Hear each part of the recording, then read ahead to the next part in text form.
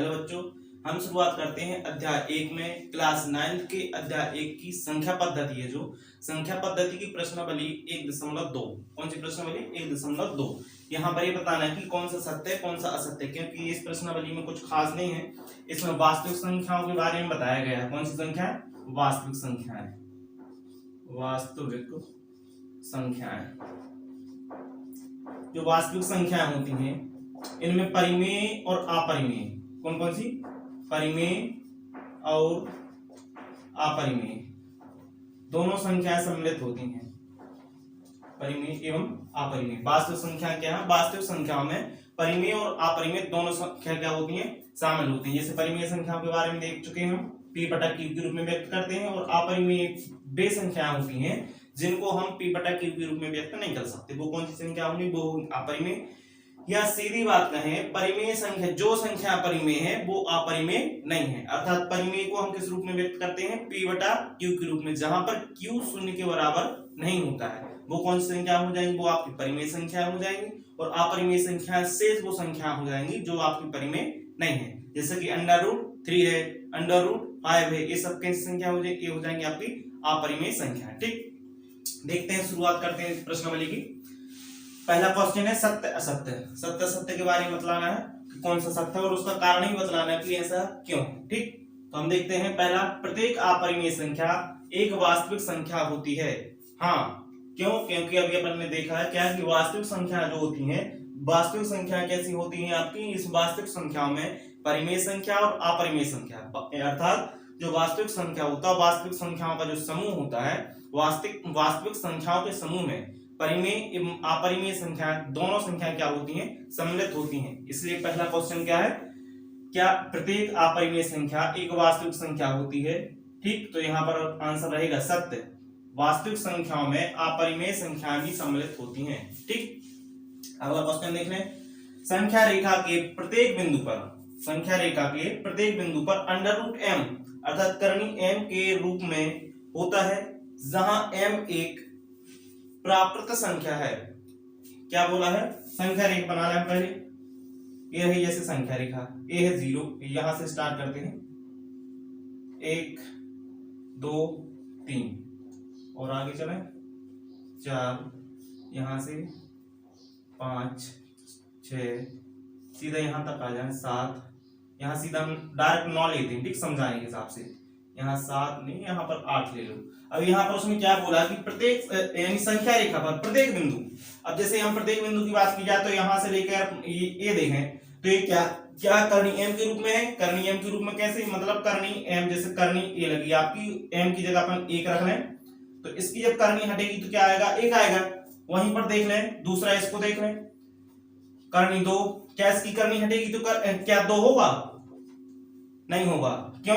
क्योंकि इसकी करनी हटेगी नहीं, ये जहां का तहां रहेगा। इसलिए हम कह सकते हैं कि संख्या रेखा, जो संख्या रेखा पर प्रत्येक बिंदु पर करनी m के रूप में व्यक्त नहीं होगा, जहां पर m क्या हो? एक प्राकृतिक संख्या हो। ठीक, क्योंकि हाँ यहाँ पर a है आपकी परिमेय संख्या, इसको हम करनी पूर्ण ऐसा लिखेंगे तो इसका जब वर्गमूल निकलेगा तो क्या हो जाएगा? a वर्गमूल 2 हो जाएगा। यहाँ पर हम कह सकते हैं कि प्रत्येक बिंदु पर एक संख्या है, संख्या रेखा पर प्रत्येक बिंदु पर संख्या जो होती है वो कैसी होगी? आपकी करनी m के रूप में नहीं होगी, क्योंकि हर एक प्रत्येक बिंदु पर एक, क्योंकि धनात्मक मान होते हैं, ऋणात्मक मान होते संख्या रेखा पर। इस तरफ जाएंगे तो अपन किस में आ जाएंगे? ऋणात्मक में आएंगे, ऋण 1 ऋण 2 ऋण 3। ठीक, तो संख्या रेखा पर दोनों प्रकार के मान होते हैं, धनात्मक मान भी होते हैं और ऋणात्मक मान भी होते हैं। ठीक है, तो हम इसकी डेफिनेशन में देख लें। असत्य इसका आंसर, क्योंकि संख्या रेखा पर दोनों ऋणात्मक एवं धनात्मक संख्या होती हैं। संख्या रेखा है, जो संख्या रेखा पर क्या होती है? दोनों धनात्मक एवं ऋणात्मक संख्याएं होती हैं, परंतु प्रत्येक बिंदु पर एक संख्या वर्गमूल हो ये संभव नहीं है। ठीक, क्या हो? प्रत्येक बिंदु पर संख्या रेखा में जो बिंदु है, प्रत्येक बिंदु पर और जो अंक दिया है, जो संख्या दी हो, वो जरूरी नहीं है कि वो किसी न किसी का क्या हो? वर्गमूल हो। अब जैसे हमने यहाँ देखा था कि करनी 1 है, करनी 1 तो वर्गमूल है, ठीक है 1 का, मगर यहाँ पर देखें करनी 2 क्या किसी का वर्गमूल है? नहीं है। क्या करनी 3 किसी का वर्गमूल है? नहीं है। यहाँ पर करनी 4 है, जो करनी 4 वर्गमूल है किसका? करनी 4 का वर्गमूल क्या है आपका? 2। इसलिए हम कह सकते हैं कि हर एक बिंदु पर संख्या रेखा में कोई बिल्कुल हर एक बिंदु पर वर्गमूल नहीं हो सकता। ठीक, कहीं कहीं होगा, जैसे 9 का हो जाएगा वर्गमूल। ठीक, तो ऐसे प्रत्येक बिंदु पर नहीं है। अगला क्वेश्चन देखें, प्रत्येक वास्तविक संख्या एक अपरिमेय संख्या होती है। जो वास्तविक संख्या होती है वो क्या प्रत्येक अपरिमेय संख्या होती है? ये भी आपका सत्य है। क्यों है सत्य? क्योंकि अभी हमने पहले क्वेश्चन में देखा था कि वास्तविक संख्याओं के अंतर्गत परिमेय एवं अपरिमेय संख्या होती हैं। तो जरूरी नहीं है कि कोई भी वास्तविक संख्या हो वो आपकी अपरिमेय ही हो, परिमेय भी हो सकती है। ठीक, तो यहाँ क्वेश्चन क्या हो जाएगा? असत्य है, क्योंकि वास्तविक संख्याओं के समूह में परिमेय एवं अपरिमेय दोनों प्रकार की संख्या आती हैं। अगला क्वेश्चन देखेंगे, क्वेश्चन नंबर 2, क्या सभी धनात्मक पूर्णांकों के वर्गमूल अपरिमेय होते हैं? यदि नहीं तो एक ऐसी संख्या के वर्गमूल का उदाहरण दीजिए जो एक परिमेय संख्या है। ठीक है, एक क्वेश्चन देख लें, क्वेश्चन अपनी ये पुस्तक में दिया है, वही क्वेश्चन हमने नोट डाउन किया है। तो यहां पर हम लिखेंगे हल में,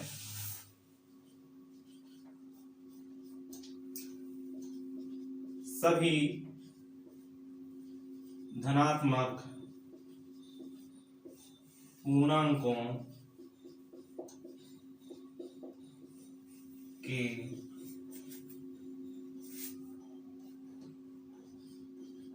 वर्गमूल अपरिमेय नहीं होते हैं, अपरिमेय नहीं होते हैं। क्या है? सभी धनात्मक जो पूर्णांक होते हैं उनके जो वर्गमूल है वो सभी क्या होते? अपरिमेय नहीं होते। ठीक है, वो धनात्मक पूर्णांक लिख लें, सभी धनात्मक पूर्णांक, सभी धनात्मक पूर्णांक कौन कौन से हैं?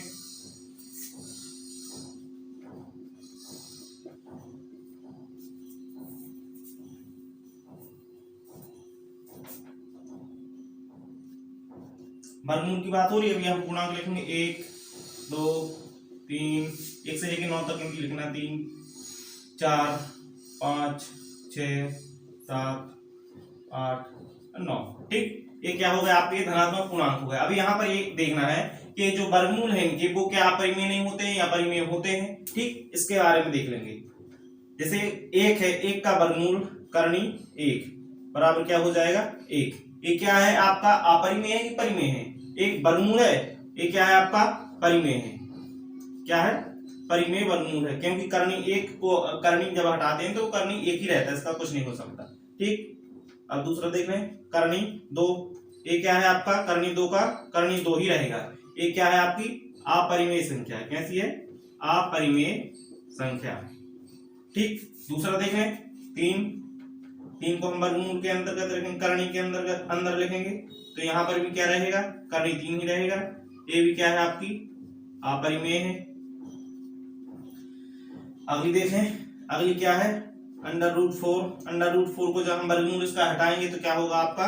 2 एक ऐसी संख्या हो जाएगी, ये हो जाएगी आपकी परिमेय संख्या,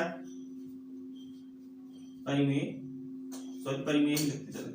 ठीक, ये क्या है? परिमेय। यहीं पर देख लें, √5, इसका जब अपन वर्गमूल हटाएंगे तो क्या रहेगा? इसका √5 ही रहेगा। ये भी क्या रहेगी आपकी? अपरिमेय। यहां पर और आगे देख लें, √6, ये भी क्या रहेगी? √6, ये भी क्या हो जाएगी आपकी?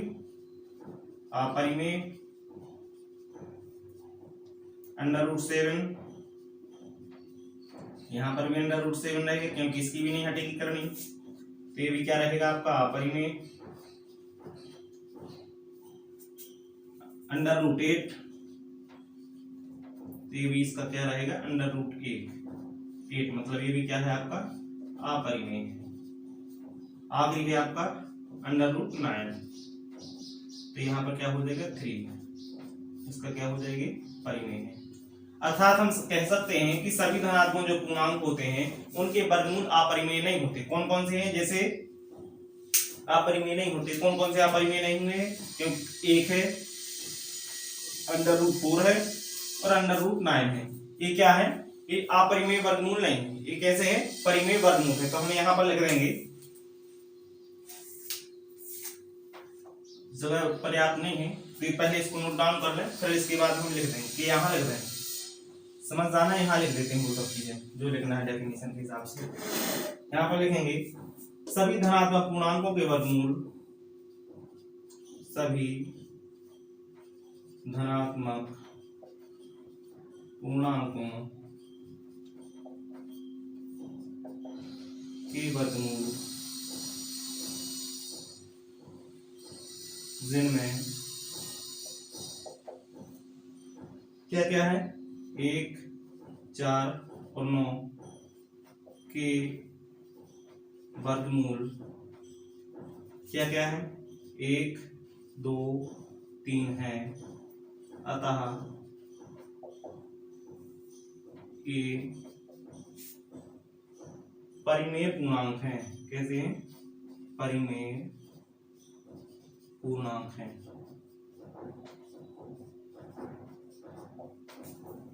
थोड़ा सा पाइथागोरस प्रमेय के बारे में देख लें कि पाइथागोरस प्रमेय क्या होता है। जैसे कोई त्रिभुज दिया, संख्या रेखा पर देख लो, 0 है, 1 है। अब यहां से हमने जैसे इसकी लंबाई कितनी है, 1 है, ए हो गया आपका 0, ए हो गया आपका 1, ठीक। तो इसकी लंबाई 1 है, इसको व्यक्त करने की जरूरत नहीं, ए लिखा, मतलब इन दोनों के दो बिंदुओं के बीच में जो लंबाई है इसकी आधार की वो कितनी रहेगी, 1 रहेगी, ठीक। तो यहां से अपन सीधा जाएंगे, सीधी रेखा है, इसकी भी लंबाई 1 होगी, 1 लंबाई इसकी मान लो, ठीक। अब जो पाइथागोरस प्रमेय होता है, यहाँ होता है 90 अंश की डिग्री। कितनी होती है, डिग्री होता है, जो 90 अंश का कोण बनता है। यहाँ पर पाइथागोरस प्रमेय में क्या होता है, 90 अंश का कोण बनता है। कहां से, ए हो जाता है 90 अंश के सामने की जो रेखा होती है वो होती है आपकी कर्ण। ये क्या हो जाएगा, ए हो जाएगा आधार, यहाँ नीचे रख देते हैं, ए हो जाएगा क्या, आधार, ये हो जाएगा क्या, लंब, ये हो जाएगा क्या, कर्ण। इसको नाम भी दे दें, ये ओ है, इसको ए दे दो, इसको बी दे दो, तो ये त्रिभुज हो जाएगा, त्रिभुज ओ, त्रिभुज ओ ए बी, ठीक।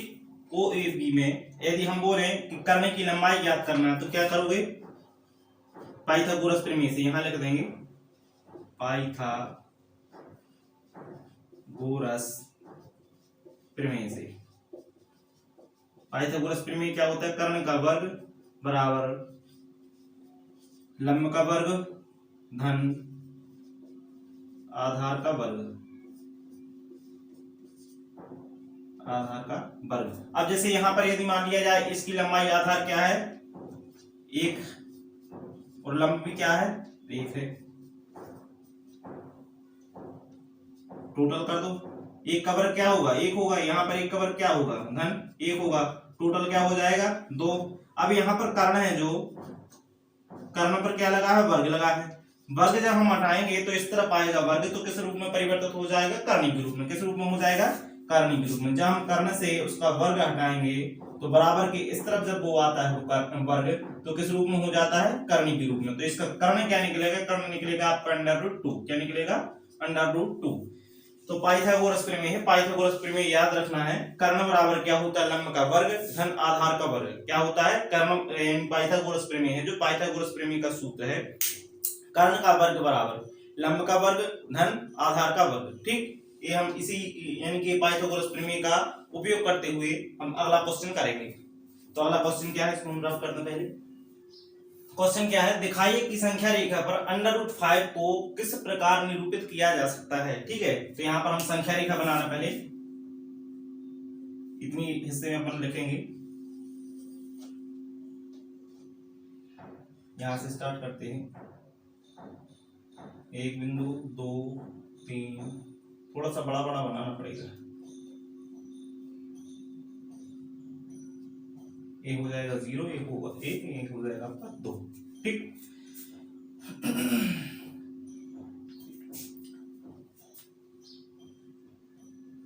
इसको ए मान लो, इसकी लंबाई आपने देखा कि 0 से 1 तक, मतलब इसकी लंबाई क्या होगी, 1 होगी, ठीक। तो इसकी लंबाई ऊपर तक जाएगी, ये भी हो जाएगी 1। इसको मान लें ओ हो गया, ए हो जाएगा आपका ए, इसकी लंबाई 1 है, ए भी 1 है। तो पाइथागोरस प्रमेय से अपन देखा था कि यहाँ पर जो कोण बनेगा वो कौन सा बनेगा, 90 अंश का एंगल बनेगा। कौन सा एंगल बनेगा, ये 90 अंश का एंगल बनेगा, क्योंकि समकोण की जो सीधी रेखा होती है, सीधी रेखा पर जो कोण बनता है वो कौन सा होता है, 90 अंश का होता है। और यहाँ इसके सामने वाली जो रेखा होती है वो होती है क्या, कर्ण। क्या होती है वो होती है कर्ण। तो इसको और इसको जब हम अंडर यानी इसको नाम दे दें, इसको दे दें बी। क्या नाम दें? बी। थोड़ी और आकृति बढ़ाएंगे अपन, पहले इतना इतना सॉल्व कर लें, फिर उसके बाद हम बढ़ाते जाएंगे और सॉल्व करते जाएंगे।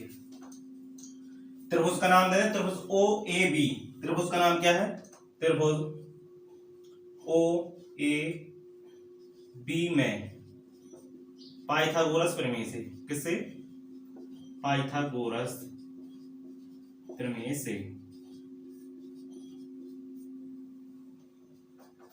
तो पाइथागोरस प्रमेय क्या होता है? कर्ण का वर्ग बराबर लंब का वर्ग धन आधार का वर्ग। ये हम पूरा नहीं लिख रहे हैं, ये वही है, लंब है, ए आधार है, कर्ण है। ठीक है, तो कर्ण क्या है अपना? कर्ण हो जाएगा आपका ओबी, कर्ण की जगह रख दो ओबी, ओबी का ये हो जाएगा वर्ग। लंब क्या है? लंब हो जाएगा आपका क्या? एबी, एबी का वर्ग धन आधार क्या है? ओ ए, ओ ए का वर्ग। इसको यहां पर जीरो ना मानकर यहां पर हमने क्या मान लिया? ओ मान लिया। तो यहां पर भी दर्शा सकते हो, उसको यहां लिख सकते हैं। ठीक है, मगर यहां जब बढ़ाएंगे तो उसको मिटाना पड़ेगा, इसलिए इसी को मान लो। यहां पर देखें ए बी का मान कितना है? ए बी का मान है 1 का वर्ग धन ओ ए का मान कितना है? ओ ए का मान भी है 1 का वर्ग। तो ओ बी है जो, ओ बी को जहां का तहां लिख दो, ओ बी का वर्ग और ओ बी का वर्ग। इसका वर्ग होगा 1 का वर्ग क्या होगा? 1। वर्ग का मतलब क्या होता है? 1 गुणित 1 बराबर 1। ठीक, वर्ग का मतलब वो वही होता है ना, किसी संख्या को 2 बार लिखना। जैसे हमने बोला आपसे कि 3 है, 3 का वर्ग क्या होगा? 3 का वर्ग मतलब 3 गुणित 3, क्योंकि 3 का गुण, सीधी बात, 3 का गुणा है जो 2 बार करना है। 3 का जो गुणा है कितनी बार करना है? 2 बार करना है। जितनी की घात लगी होती है उसी का उतनी बार गुणा कर देते हैं। जैसे 5 है, अब 5 पे यहाँ पर बोला जाए 3 की घात है, तो 5 पे 3 का घात का मतलब है यहाँ पर 5 का गुणा करना है 3 बार। 5 गुणित 5 गुणित 5। ठीक, ये हो जाएगा यहाँ पर वर्ग का मतलब। इसको रख करना, आगे देखें। वो भी है यहाँ पर 1 का मतलब क्या है? 1 का मतलब 1 के वर्ग का मतलब 1 गुणित 1 मतलब गुणा करेंगे, 1 और 1 का गुणा करेंगे क्या होगा? 1 होगा धन, यहाँ पर भी वही होगा, 1 हो जाएगा। और 1 और 1 हम टोटल करेंगे तो कितना होगा? 2। यहाँ पर क्या है? ओबी। अब ओबी का जो वर्ग है, जब वर्ग यहाँ से उस तरफ जाएगा बराबर के इस तरफ आएगा तो किसके रूप में बन जाएगा? कर्णी के रूप में बन जाएगा। किसके रूप में बन जाएगा? कर्णी के रूप में। तो यहाँ पर ओबी बराबर क्या हो जाएगा? ओबी की लंबाई हो जाएगी आपकी √2। क्या हो जाएगी? √2। तो यहाँ पर अपना निकल आया, एक तो निकल आया कि भाई कर्णी 2 के रूप में हमने निरूपित कर दिया संख्या रेखा पर। आगे देखते हैं, यहाँ पर जो आधार ए और ए आधार अब क्या हो जाएगा? इसके बराबर लंबाई आनी है, इसके बराबर लंबाई ले आओ। ये लंबाई हो गई, थोड़ा सा और बढ़ा दें क्योंकि ये लंबाई थोड़ी सी कम समझ आ रही है। ये लंबाई हो जाएगी, चित्र बना लेना, ये हिसाब से हम ऐसे बना रहे हैं डायरेक्ट। ठीक है, तो इसकी लंबाई क्या रहेगी? 1 रहेगी। एक क्या हो गया आपका? √2 है। ठीक, अब यहां पर फिर मिटा दें, यहां पर इसको नाम दे दें सी। क्या नाम दे दें? सी। तो यहां पर क्या हो जाएगा चित्र में? त्रिभुज OBC। क्या हो जाएगा? त्रिभुज OBC। ठीक, OBC में पाइथागोरस प्रमेय से। अब यहां पर नाम चेंज कर दें,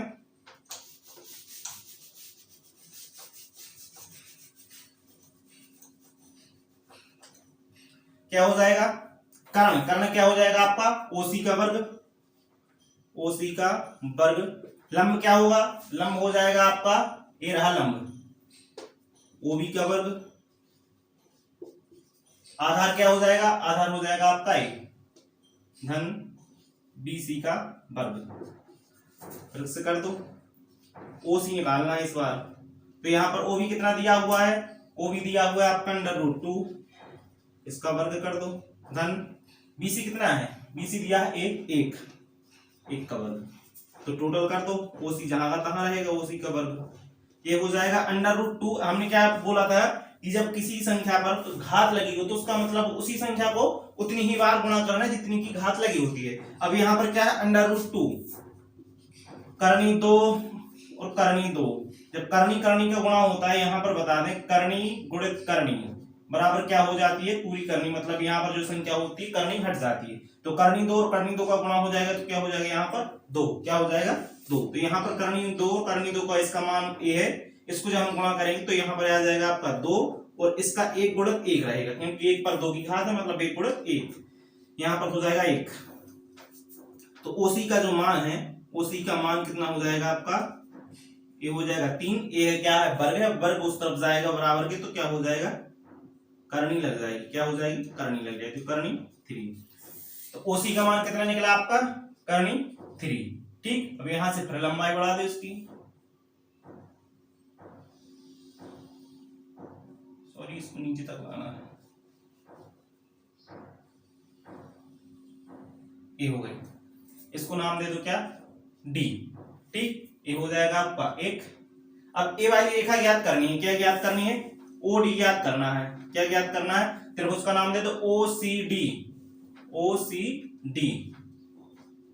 अब यहां पर क्या होगा, त्रिभुज OCD में, AD है, त्रिभुज OCD में पाइथागोरस प्रमेय से कर्ण सेम रहेगा, लंब सेम रहेगा, आधार सेम रहेगा, यहां पर नाम क्या हो जाएगा, OD बराबर निकालना है। OD बराबर क्या निकालना, OC का वर्ग, OC का वर्ग धन DC, क्या हो जाएगा, या CD है, DC कोई बात नहीं है, DC का वर्ग। अब यहां पर देखें OC, तो यहां पर क्या हो जाएगा, OD हो जाएगा।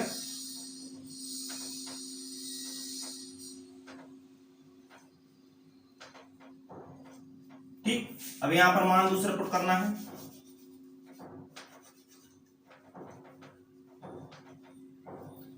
OC बराबर कितना है, OC मान जो निकाला वो क्या है आपका √3, कितना है, √3 का स्क्वायर, धन CD बराबर कितना है, CD बराबर हो जाएगा आपका 1 का वर्ग।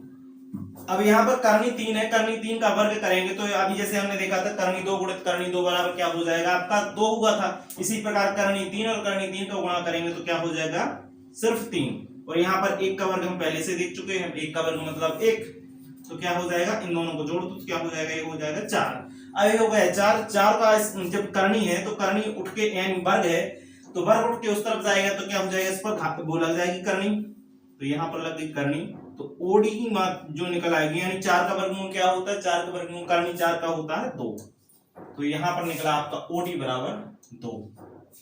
अब इसको थोड़ा और बढ़ा दे 1 सेंटीमीटर,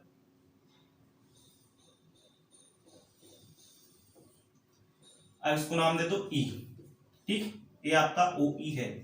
अब यहाँ पर फिर से देख लें, त्रिभुज का पाइथागोरस प्रमेय से तो त्रिभुज का क्या नाम देंगे, ODE, क्या देंगे नाम, ODE, त्रिभुज का नाम हो जाएगा त्रिभुज ODE में पाइथागोरस प्रमेय से कर्ण सेम रहेगा, क्योंकि कर्ण यहाँ पर इस बार क्या हो जाएगा, कर्ण हो जाएगा, यहाँ पर हम 90 ये 90 रहेगा, यहाँ पर ए 90 रहेगा, क्योंकि 90 की जस्ट सामने वाली भुजा क्या होती है, कर्ण होती है। ठीक, ये बात ध्यान रखना, ए 90 है इसके सामने वाली भुजा कर्ण, ए 90 इसके सामने वाली भुजा कर्ण, ए 90 इसके सामने वाली भुजा कर्ण, और यहाँ पर ए 90 था तो इसके सामने वाली भुजा कर्ण। ठीक, क्योंकि कर्ण का वर्ग ही होता है लंब का वर्ग धन आधार का वर्ग, इन दोनों को जोड़ देते हैं तो कर्ण के बराबर भुजा हमें प्राप्त होती है। तो क्या निकालना है, यहाँ निकालना हमें OE का वर्ग, क्या निकालना है, OE का वर्ग।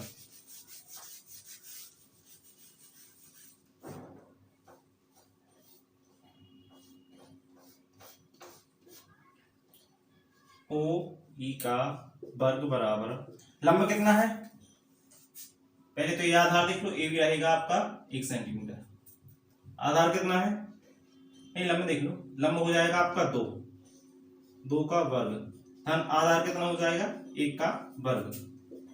OE सेम लिख दो यहाँ पर, 2 का वर्ग कितना हो जाएगा, 2 का वर्ग 2 दूनी 4, 2 का मतलब 2 का वर्ग का मतलब है 2 गुणित 2 बराबर 4, तो यहाँ पर क्या हो जाएगा 4 धन 1 का मतलब वही रहेगा 1, इनको टोटल कर दो, OE बराबर OE का वर्ग बराबर 4 और 1 कितना हो जाएगा 5। अब एक लगा है वर्ग, वर्ग जब बराबर किस तरफ जाता है तो किस रूप में परिवर्तित हो जाता है, करनी के रूप में, तो OE बराबर हो जाएगा करनी 5। ठीक, तो इस प्रकार हम देख सकते हैं कि इसको हम निरूपित करने के लिए पाइथागोरस प्रमेय का प्रयोग करते हैं। तो यहाँ पर नीचे जरूरत नहीं है लिखने की, मगर यहाँ पर अपन लिख सकते हैं OE बराबर √5। इसको इस प्रकार पाइथागोरस प्रमेय से हम क्या कर सकते हैं, निरूपित कर सकते हैं। की प्रश्नावली होती है अपनी यहाँ पर समाप्त। इसके बाद हम करेंगे प्रश्नावली 1.3।